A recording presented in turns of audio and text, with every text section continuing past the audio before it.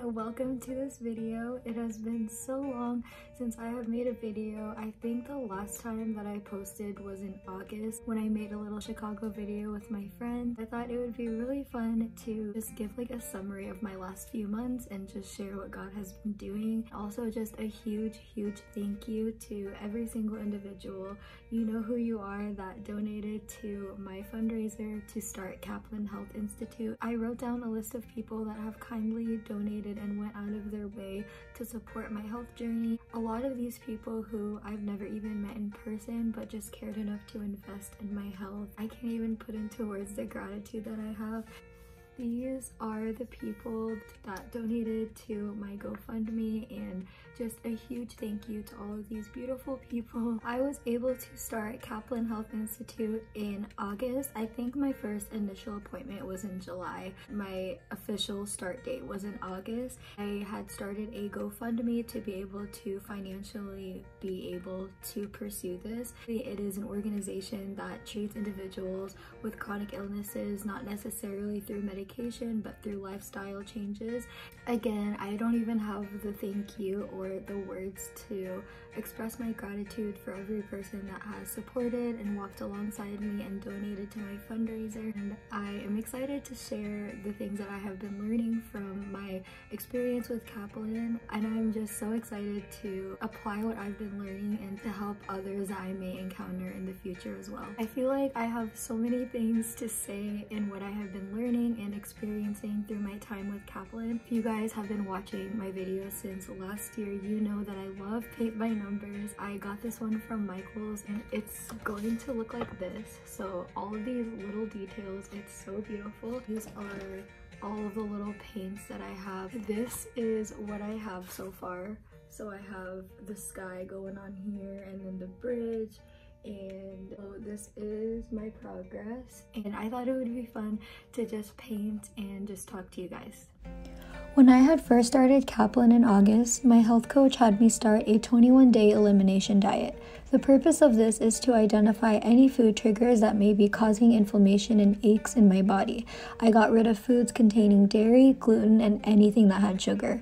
I also incorporated supplements into my diet. The foods that were most devastating to get rid of were rice, eggs, sweets, and shrimp. I kept a food log in order to track my progress, and writing things down just helped me to stick with it and just motivated me.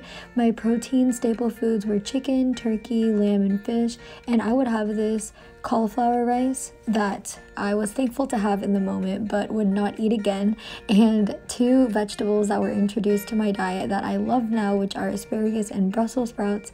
And for snacks, I would have hummus with celery or with hummus with almond nut thin, so hummus was my go-to. And up until this point, I've never been on a diet, and so I didn't really have a positive mindset coming into it, but my nutritionist was super helpful in keeping me accountable and just giving me ideas in the foods that I could have. And it definitely was not easy in the beginning, but if I had not started this diet, then I wouldn't know which foods were triggering my body to have the inflammation and the aches. When I had started this diet, I was in my last week of teaching summer school. I definitely struggled with extreme fatigue while trying to adjust to this diet and the supplements, but over time, I was able to gain my energy back and feel so much better. During the beginning of this diet, I had pain in my joints, tightness in my chest, and just fatigue that I couldn't put into words. I remember during this diet, I was thankful to have no more inflammation. I just felt super bruised. After the diet, I wasn't experiencing pain and extreme fatigue like I was before. I thought that it was normal to be in discomfort all the time. I know that God had his hand in this because my dad went to culinary school when I was younger, and he is the chef in our family. He was able to help me meal prep and make vegetables that I didn't like before actually taste good, and I knew that God was preparing my dad back then to help me during this time of my life. This last year, I have learned a lot about the importance of the food you put into your body. It was not a quick process, but over time, I have found out what works for me. I avoid foods that contain gluten, corn, tomatoes, pork, beef, processed foods, limiting sugar, and foods that contain lots of salt. When I first started becoming aware that something needed to change in my lifestyle, I wanted to take a pill or eat a cleansing meal to cure my symptoms, but Caplan taught me to look at the root causes of not only what you're putting into your body food-wise, but also looking at your mindset, your lifestyle, and how well you're sleeping. I became aware of how stress can be invisible but can often manifest in physical ways. I learned that taking care of your body is something we all have to prioritize, not only if you have an autoimmune disease or not. For a while, I have to admit that I saw taking care of my body as a burden because, especially when I was coming back to school, it just felt like a full-time job already, and then adding the demands of school, I felt overwhelmed. There is a verse that I kept coming back to in 1 Corinthians 6:19-20, and it says, "Don't you realize that your body is the temple of the Holy Spirit who lives in you and was given to you by God? You do not belong to yourself, for God bought you with a high price, so you must honor God with your body."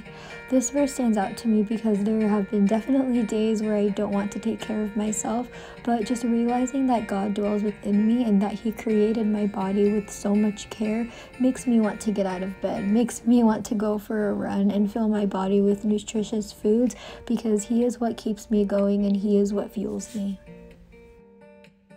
In Exodus chapter 4, verses 10-12, God says, "Who makes a person's mouth? Who decides whether people speak or do not speak, hear or do not hear, see or do not see? Is it not I, the Lord?"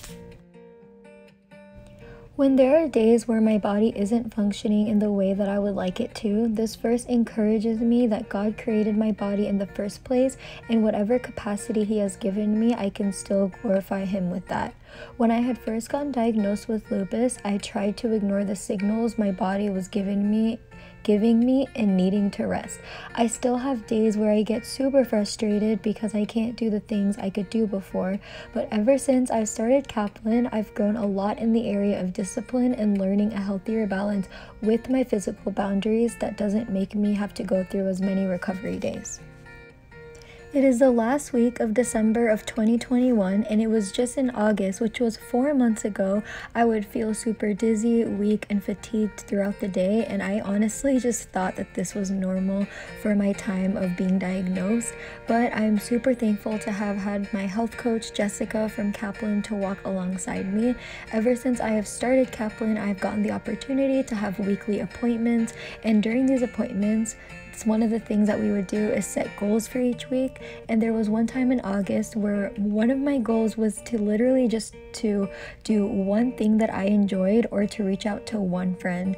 And this was a big deal for me back then because I didn't even have the energy to talk to my close friends or meet new people, which also made me nervous because I was entering a new school year and my classes were going to be in person and I was joining a new cohort, and I didn't even have the energy to paint, clean, or take care of myself or do anything creative, which made me even more sad because these were outlets that I would pour into to take my mind off of things.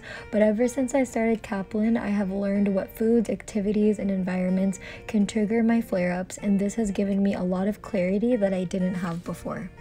I'm currently battling with a chronic illness called lupus that isn't curable, but I'm thankful to have adapted to a lifestyle that I want to continue to work on because of Caplan. My close friends will tell me that they can see life and hope in my eyes that I didn't have before.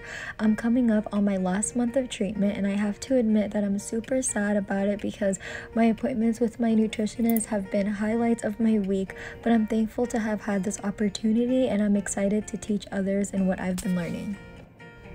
It is truly beautiful to see the progress. It definitely wasn't overnight, but seeing the countless times I fell or was too weak, God picked me up every single time, and His strength was made perfect in my weakness.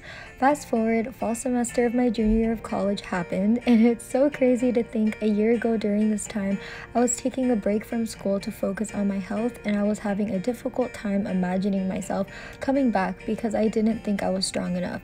God has placed beautiful people and relationships in my life that have pointed me even closer to Him and have helped fuel my faith. In Jeremiah 29:11, God tells us that He has plans to prosper us and to give us a hope and a future.